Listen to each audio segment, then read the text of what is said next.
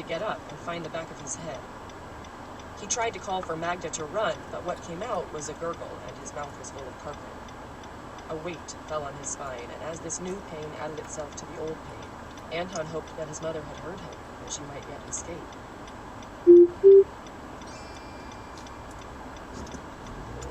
Message from Michelle Kissenmother. Okay. 7. A homeless dog started barking in one of the holding cages, and 2 others joined in. The nameless mongrel at his feet, so like the one Fritz Mieschaum had smashed up, whined. He was now sitting up. Frank absently ran a hand along its spine, calming it. His eyes stayed locked on the screen. One of the young men attending Kinsman Brightleaf, not the one who handed him the poultry shears, the other one, grabbed his shoulder. "Dad, maybe you shouldn't do it." Brightleaf shrugged the hand away. "God says, come into the light. Susanna, kinswoman Brightleaf, God says, come into the light. Come into the light. Come into the light," echoed the man who passed the shears, and Brightleaf's son reluctantly joined in. "Come into the light. Kinswoman Brightleaf, come into the light." Kinsman Brightleaf slid his hands into the cut cocoon covering his wife's face and thundered. "God says, come into the light." He pulled. There was a ripping sound that reminded Frank of a Velcro strip letting go. The face of Mrs. Susanna Kinsman Brightleaf appeared.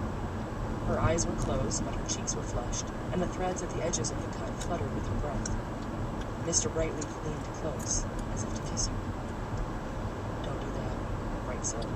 And although the TV sound wasn't high and he had spoken barely above a whisper, all the caged dogs, 6 of them this afternoon, were now barking. The mongrel made a low, worried sound. "Buddy, don't do that." "Kinswoman Brightleaf, awake!" She awoke, and howled. Her eyes flew open.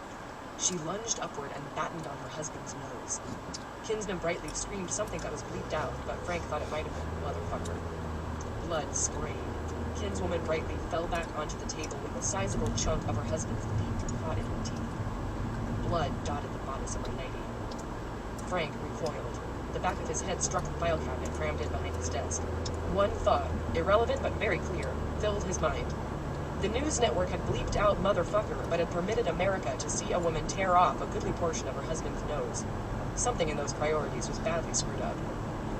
Cacophony in the room where the nose amputation had occurred. Shouts off camera, and then the camera tipped over, showing nothing but a wooden floor upon which a spatter of blood droplets was accumulating. Then it was back to Michaela Morgan, who looked grave.